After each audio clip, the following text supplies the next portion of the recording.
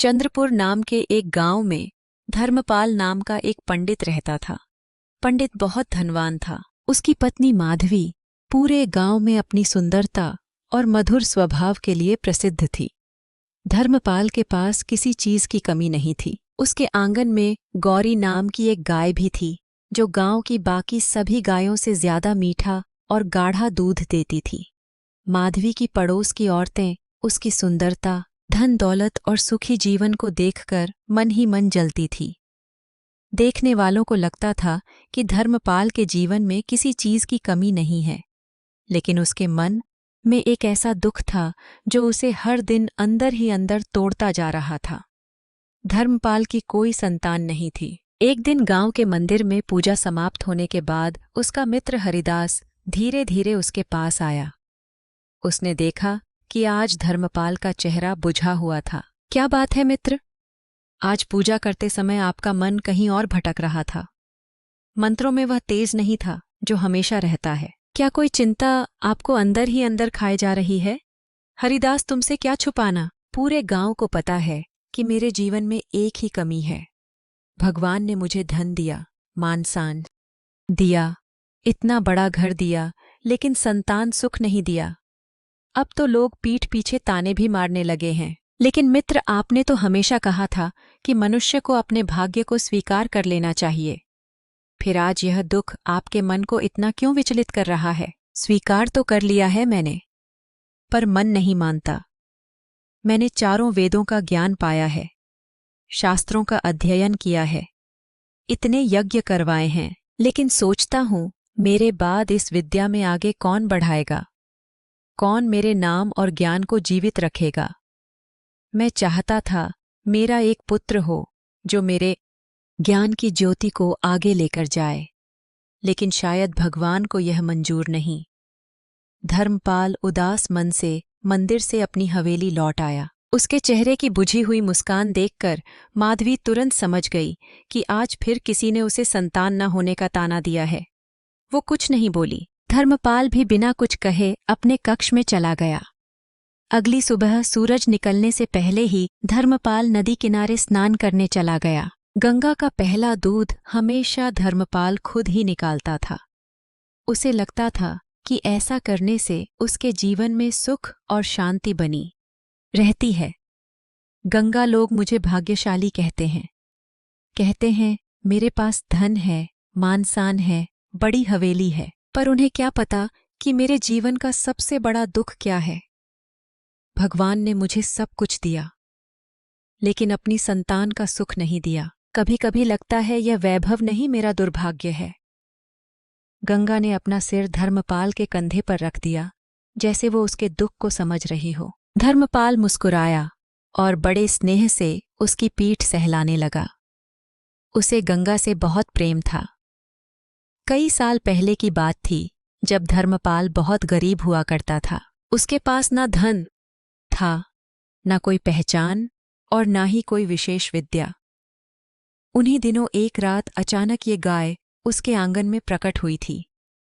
कोई नहीं जानता था कि वो कहाँ से आई थी। उसका शरीर हल्की सुनहरी आभा से चमकता था। गांव वालों को वो बाकी गायों से बिल्कुल अलग लगती थी, जैसे किसी देवता का वरदान हो। और सबसे बड़ा आश्चर्य तो ये था कि गंगा के आने के बाद ही धर्मपाल का भाग्य बदलने लगा। उसने विद्या प्राप्त की, लोगों में उसका सम्मान बढ़ा और धीरे धीरे वह गांव का सबसे धनवान पंडित बन गया। धर्मपाल अभी गंगा को प्यार से सहला ही रहा था कि तभी पीछे से माधवी की तेज आवाज सुनाई दी। बस यही काम रह गया है आपका। धर्मपाल ने पीछे मुड़कर देखा। माधवी गुस्से से उसकी ओर देख रही थी। आपको तो इसे प्यार करने से फुर्सत ही नहीं मिलती। कभी ऐसा भी लगता है कि इस हवेली में मैं नहीं, यही आपकी सबसे प्रिय है। ऐसा क्यों कह रही हो माधवी? तुम जानती हो गंगा मेरे जीवन में सौभाग्य बनकर आई थी। इसके आने के बाद ही तो मेरा जीवन बदला। आज जो कुछ भी हमारे पास है, कहीं ना कहीं उसी का आशीर्वाद है।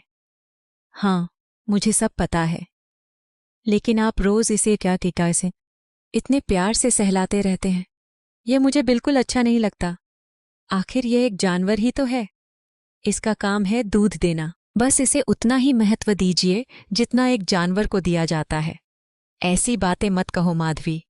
गंगा सिर्फ एक गाय नहीं है। मुझे हमेशा लगता है कि इसका हमारी जीवन से कोई गहरा संबंध है, जैसे ईश्वर ने इसे किसी विशेष कारण से हमारे पास भेजा हो। माधवी ने कोई उत्तर नहीं दिया। वो गुस्से में वहां से चली गई। असल में माधवी को गंगा बिल्कुल पसंद नहीं थी। जहां धर्मपाल उसे अपने भाग्य का प्रतीक मानता था, वहीं माधवी उसे सिर्फ एक साधारण जानवर समझती थी। इसी तरह धीरे धीरे कई दिन बीत गए। हवेली में सब कुछ पहले जैसा ही चल रहा था, लेकिन धर्मपाल के मन का खालीपन हर दिन और बढ़ता जा रहा था। एक दिन धर्मपाल की हवेली के द्वार पर एक तेजस्वी साधु आकर खड़े हुए। उनकी लंबी सफेद दाढ़ी, चमकती आंखें और शरीर से निकलता तीस देखकर पहरेदार भी घबरा गए। धर्मपाल ने जैसे ही उन्हें देखा, वो तुरंत दौड़कर उनके चरणों में झुक गया। ऋषिवर, आपके चरणों से मेरी हवेली पवित्र हो गई। कृपया अंदर पधारिए। वत्स धर्मपाल, तुम्हारी सेवा और भक्ति से मैं अत्यंत प्रसन्न हूँ। बोलो, तुम्हारे मन में क्या इच्छा है? आज मैं तुम्हें वरदान देने आया हूँ। ऋषिवर, भगवान की कृपा से मेरे पास धन है, सम्मान है, विद्या है और माधवी जैसी पतिव्रता पत्नी भी है। लेकिन विवाह के इतने वर्षों बाद भी मैं निसंतान हूँ। यही मेरे जीवन का सबसे बड़ा दुख है। मैं चाहता हूँ कि मेरा एक पुत्र हो जो मेरे वंश को आगे बढ़ाए। मैंने वर्षों तक वेदों और शास्त्रों का अध्ययन किया है। मैं चाहता हूँ कि मेरी विद्या का भी कोई उत्तराधिकारी हो, लेकिन अब तो मुझे लगता है कि मेरे साथ ही मेरा ज्ञान भी समाप्त हो जाएगा। फिर उन्होंने धीरे से अपनी आंखें बंद कीं। ऐसा लग रहा था जैसे वे धर्मपाल का पूरा भाग्य पढ़ रहे हों। कुछ देर बाद ऋषि ने आंखें खोलीं और गंभीर स्वर में बोली, वत्स धर्मपाल, मैंने तुम्हारा भाग्य देख लिया है। तुम्हारे भाग्य में संतान सुख लिखा ही नहीं है, यह विधाता का लिखा हुआ निर्णय है। मैं चाहकर भी तुम्हें यह वरदान नहीं दे सकता। ऐसा मत कहिए ऋषिवर, आपने स्वयं मुझसे वरदान मांगने को कहा था। अब अपनी बात से पीछे मत हटिए। यदि मुझे संतान का सुख नहीं मिला तो मेरा जीवन व्यर्थ है। मैं रोज लोगों के ताने सुनता हूँ। सामने सब मेरा सम्मान करते हैं, लेकिन पीठ पीछे मेरे निसंतान होने का मजाक उड़ाते हैं। मैं यह अपमान अब और नहीं सह सकता। यदि आप मुझे वरदान नहीं देंगे तो मैं अपने प्राण त्याग दूंगा। ऐसे जीवन से मृत्यु कहीं बेहतर है। धर्मपाल को इस तरह टूटता हुआ देखकर ऋषि का हृदय भी पिघल गया। कुछ देर तक वो गंभीर होकर सोचते रहे। फिर उन्होंने गहरी सांस ली और बोले, ठीक है वत्स, मैं अपनी वर्षों की तपस्या का कुछ फल तुम्हारे दुख को दूर करने में लगाता हूँ, लेकिन याद रखना यह साधारण वरदान नहीं होगा। इतना कहकर ऋषि ने अपने कमंडल के पास रखा एक चमकदार फल हाथ में उठा लिया। उन्होंने आंखें बंद कीं और मंत्रों का जाप करने लगे। धीरे धीरे उस फल से सुनहरी रोशनी निकलने लगी। लो वत्स, यह अभिमंत्रित फल अपनी पत्नी माधवी को खिला देना। ईश्वर की कृपा से तुम्हें एक पुत्र की प्राप्ति होगी। यह सुनते ही धर्मपाल की आंखों में खुशी के आंसू आ गए। वो बार बार ऋषि के चरण छूने लगा। ऋषिवर, आपने मेरा जीवन सफल कर दिया। ऋषि हल्की मुस्कान देकर वहां से चले गए। कुछ देर बाद माधवी हवेली लौटी। उसने देखा कि आज धर्मपाल का चेहरा खुशी से चमक रहा था। वो आश्चर्य से बोली, क्या बात है, आज आप इतने प्रसन्न क्यों दिखाई दे रहे हैं? माधवी, आज हमारी हवेली में वो महान ऋषि आए थे ना, उन्होंने हमें यह अभिमंत्रित फल दिया है। उन्होंने कहा है कि इसे खाने के बाद हमें संतान सुख की प्राप्ति होगी। क्या? सिर्फ एक फल खाने से कोई गर्भवती हो सकता है? यह कैसी बात कर रहे हैं आप? ऋषियों की शक्ति साधारण नहीं होती माधवी। यह कोई सामान्य फल नहीं है। इसे उनके मंत्रों और तपस्या से सिद्ध किया गया है। तुम इसे खा लो, फिर हमारे घर भी पुत्र का जन्म होगा। मैं अभी गांव में एक विशेष पूजा के लिए जाते रहा हूं, लौट कर आता हूं। वो फल माधवी के हाथ में रखकर चला गया। धर्मपाल के जाते ही माधवी गहरी सोच में डूब गई। वो अकेले ही खुद से बातें करने लगी। क्या करूं मैं? यह फल खाऊं या नहीं? अगर सचमुच इसे खाने से मैं गर्भवती हो गई तो? इतने वर्षों से किसी तरह बहाने बनाकर मैंने बच्चा ना होने की बात टाल दी, लेकिन अगर अब सच में बच्चा हो गया तो? गर्भ और बच्चे के बाद मेरा सौंदर्य बिगड़ जाएगा, मेरा शरीर पहले जैसा नहीं रहेगा। माधवी अभी यही सब सोच रही थी कि तभी उसकी पड़ोसनें वहां आ पहुंची। उनमें से ललिता ने माधवी के हाथ में चमकता हुआ फल देखा और पूछा, अरे माधवी, क्या हुआ? इतनी गहरी सोच में क्यों डूबी हो? हमें आते हुए भी नहीं देखा तुमने। अरे तुम सब कब आई? हंसी, जब तुम अपने विचारों में खोई हुई थी। लेकिन यह बताओ, हाथ में ये फल लेकर इतनी चिंता क्यों कर रही हो? मेरे पति कहते हैं कि किसी ऋषि ने यह फल दिया है, इसे खाने के बाद मैं गर्भवती हो जाऊंगी। यह सुनते ही सभी औरतें एक दूसरे की ओर देखने लगीं। असल में वे सब पहले से ही माधवी से जलती थीं। उसके पास धन था, सुंदरता थी, बड़ा घर था, बस संतान नहीं थी। यही एक कमी देखकर उन्हें संतोष मिलता था। लेकिन अब अगर माधवी को संतान मिल जाती तो वो हर तरह से पूर्ण हो जाती। इसीलिए ललिता तुरंत बोली, अरे माधवी, तुम भी कैसी बातों पर विश्वास कर लेती हो? भला कोई फल खाकर भी मां बनता है? मुझे तो लगता है वह कोई ढोंगी साधु रहा होगा, तुम्हारे पति को खुश करके कुछ पाने आया होगा। मैं भी यही सोच रही थी। मेरा मन तो यह फल खाने का बिल्कुल नहीं है, लेकिन समझ नहीं आ रहा क्या करूं। इसमें सोचने की क्या बात है? यह फल जाकर गंगा को खिला दो। गंगा को? लेकिन अगर वो गर्भवती हो गई तो? अरे पगली, ऐसा कभी होता है क्या? एक फल खाने से कोई गाय थोड़ी मां बन जाएगी। तुम बेकार में डर रही हो। उन दोनों की बातें सुनकर माधवी का मन बदल गया। वो धीरे धीरे आंगन में गई और गंगा को वो फल खिला दिया। गंगा ने बिना कुछ सोचे वो फल खा लिया। दूर खड़ी ललिता और चेतना एक दूसरे को देखकर मुस्कुराने लगी। उनकी चाल सफल हो चुकी थी। धीरे धीरे दिन बीतने लगे। धर्मपाल रोज उत्सुकता से माधवी से पूछता, अरे माधवी, 3 महीने हो गए लेकिन अभी तक कोई संकेत नहीं मिला। ऐसा कैसे हो सकता है? मुझे तो पहले से ही शक था। लगता है वो साधु कोई ढोंगी था, तभी तो इतने दिनों बाद भी कुछ नहीं हुआ। लेकिन तुमने वो फल खाया था ना? हाँ, आपके जाते ही मैंने वो फल खा लिया था। यह कहकर उसने झूठ बोल दिया। उसने धर्मपाल को यह नहीं बताया कि वो फल उसने गंगा को खिला दिया था। अब धीरे धीरे धर्मपाल को भी लगने लगा कि शायद ऋषि ने उससे झूठ कहा था। कुछ समय बाद वही ऋषि फिर से हवेली में आए, लेकिन इस बार धर्मपाल ने उनका स्वागत नहीं किया। ऋषि ने आश्चर्य से पूछा, क्या बात है वत्स, आज तुमने मुझे प्रणाम भी नहीं किया। मैं ढोंगियों को प्रणाम नहीं करता। यह क्या कह रहे हो तुम? उस दिन आपने जो फल दिया था उसका कोई प्रभाव नहीं हुआ। मेरी पत्नी आज तक गर्भवती नहीं हुई। आपने मुझसे झूठ कहा था। मूर्ख, किसी ऋषि का वरदान और श्राप कभी व्यर्थ नहीं जाता। मैंने अपनी तपस्या की शक्ति से वो फल सिद्ध किया था। फिर उन्होंने आंखें बंद की और कुछ क्षण बाद बोले, यदि ऐसा हुआ है तो दोष तुम्हारी पत्नी का है। उसने वो फल खाया ही नहीं। यह सुनते ही धर्मपाल का क्रोध और बढ़ गया। उसने ऋषि का अपमान करना शुरू कर दिया। अब ऋषि का धैर्य टूट गया। उन्होंने क्रोध में कांपती आवाज में कहा, तुमने मेरा घोर अपमान किया है। धर्मपाल, याद रखना, जिस तरह मेरा वरदान व्यर्थ नहीं जाता, उसी तरह मेरा श्राप भी कभी खाली नहीं जाता। मैं तुम्हें श्राप देता हूं कि अपने इस अपमान का दंड तुम्हें अवश्य भोगना पड़ेगा। इतना कहकर ऋषि वहां से चले गए। उधर गंगा उस अभिमंत्रित फल को खाने के बाद सचमुच गर्भवती हो चुकी थी। 3 महीने बाद जब यह बात धर्मपाल को पता चली तो उसका गुस्सा और बढ़ गया। माधवी लगातार उसके कान भरती रही। देखा, वो ऋषि कितना बड़ा पाखंडी था और यह गाय भी अशुभ है।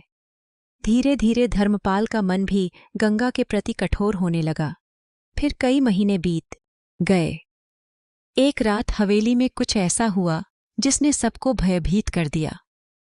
गंगा ने एक विचित्र बच्चे को जन्म दिया। उस बच्चे का शरीर गाय जैसा था, लेकिन उसका चेहरा इंसान का था। धर्मपाल का क्रोध 7वें आसमान पर पहुंच गया। वह गंगा पर चिल्लाने लगा, अशुभ प्राणी, तूने मेरी पूरी जिंदगी बर्बाद कर दी। जरूर तू कोई राक्षसी शक्ति है। क्या हुआ? आप इतने क्रोधित क्यों हो रहे हैं? देखो इसे, इस गंगा ने एक बच्चे को जन्म दिया है, लेकिन यह कैसा भयानक और विचित्र बच्चा है। इसका शरीर तो बछड़े जैसा है, पर चेहरा बिल्कुल मनुष्य का। देखा, मैंने पहले ही कहा था ना कि वह कोई सच्चा ऋषि नहीं था। उसने आपको धोखा दिया था। अच्छा हुआ मैंने वो फल नहीं खाया, नहीं तो शायद मुझे भी ऐसे ही किसी विचित्र बच्चे को जन्म देना पड़ता। हाँ माधवी, तुम सही कह रही हो। मुझे पहले ही समझ जाना चाहिए था कि उस ढोंगी साधु पर विश्वास करके मैंने बहुत बड़ी भूल कर दी। लेकिन अब इस गाय का क्या करें? इसके इस विचित्र बच्चे को हम अपनी हवेली में कैसे रख सकते हैं? नहीं, अब यह यहाँ एक क्षण भी नहीं रहेगी। निकल जाओ यहाँ से, अभी इसी समय मेरी हवेली छोड़ दो। मैं अब तुम्हारा चेहरा भी नहीं देखना चाहता। बेचारी गंगा धीरे धीरे गांव छोड़कर वन की ओर चलने लगी। उसका छोटा बच्चा, जो अभी ठीक से चल भी नहीं पाता था, लड़खड़ाते कदमों से अपनी माँ के पीछे पीछे चल रहा था। रास्ते भर गंगा की आंखों से आंसू बहते रहे। धर्मपाल, इतने वर्षों तक तुम मुझे प्रेम करते रहे, मुझे अपने परिवार का हिस्सा मानते रहे, फिर आज अचानक ऐसा क्या हो गया कि तुम मुझे अपने जीवन से निकाल देना चाहते हो? जिस घर को उसने वर्षों तक अपना परिवार समझा, आज उसी घर ने उसे अपमानित करके निकाल दिया था। कई घंटों तक चलते चलते आखिरकार गंगा उस घने वन में पहुंची जहां ऋषिवर की छोटी सी कुटिया थी। गंगा जाकर चुपचाप कुटिया के सामने खड़ी हो गई। ऋषिवर बाहर आए। जैसे ही उनकी नज़र गंगा और उसके बच्चे पर पड़ी, वे सब समझ गए। तो आखिर वही हुआ जिसका मुझे भय था। डरो मत गंगा, अब यह आश्रम ही तुम्हारा घर है। धीरे धीरे दिन बीतने लगे। गंगा का बच्चा अब बड़ा होने लगा था। ऋषिवर ने उसका नाम कपिल रखा। कपिल बाकी बच्चों जैसा नहीं था। उसका रूप भले ही विचित्र था, लेकिन उसकी आंखों में एक अद्भुत तेज था। गंगा, तुम साधारण गाय नहीं हो, तुम्हारे दूध में विशेष दिव्य तत्व हैं। इस वन में आने वाले कितने ही ऋषि और साधु तुम्हारी कारण अपनी तपस्या जारी रख पा रहे हैं। ऋषिवर, आप मेरी प्रशंसा कर रहे हैं, लेकिन आप तो सब जानते हैं, जिस उद्देश्य से मैं इस पृथ्वी पर आई थी, उसी मनुष्य ने मुझे अपमानित करके अपने घर से निकाल दिया। यह उसका दुर्भाग्य है गंगा। जिसने ईश्वर के वरदान को पहचानने में भूल की, उसे जल्द ही अपने कर्मों का फल मिलेगा। उधर धर्मपाल के जीवन में अब बुरे दिन शुरू हो चुके थे। गांव में जब यह बात फैली कि उसने अपनी गाय को धक्के मारकर घर से निकाल दिया, तो लोगों ने उससे दूरी बनानी शुरू कर दी। जो मनुष्य गौ माता का अपमान कर सकता है, वो कैसा ब्राह्मण होगा? लोग आपस में यही बातें करने लगे, और अब माधवी भी उससे हर छोटी बात पर झगड़ने लगी। एक दिन झगड़े के दौरान गुस्से में माधवी के मुंह से सच निकल गया। हाँ, मैंने वो अभिमंत्रित फल खुद नहीं खाया था, मैंने वो फल गंगा को खिला दिया था। यह सुनते ही धर्मपाल स्तब्ध रह गया। उसकी आंखें फटी रह गईं। क्या इसका मतलब ऋषिवर का वरदान सच था? अब धर्मपाल को अपनी सबसे बड़ी भूल समझ आने लगी। वो सिर पकड़कर बैठ गया। तुमने इतने वर्षों तक मुझसे झूठ कहा माधवी, तुमने मेरा जीवन बर्बाद कर दिया। तो क्या करती मैं उस फल को खाकर अपना सौंदर्य खराब नहीं करना चाहती थी। इतना कहकर वो क्रोध में घर छोड़कर अपने मायके चली गई। अब धर्मपाल बिल्कुल अकेला पड़ चुका था। उसके पास न धन बचा था, न सम्मान और न ही परिवार। धीरे धीरे वो दर दर भटकने लगा। भूख और प्यास से कमजोर होकर एक दिन वो उसी वन में पहुंच गया जहां ऋषिवर का आश्रम था। आश्रम के द्वार तक पहुंचते पहुंचते उसकी आंखों के आगे अंधेरा छाने लगा और वो वहीं गिर पड़ा।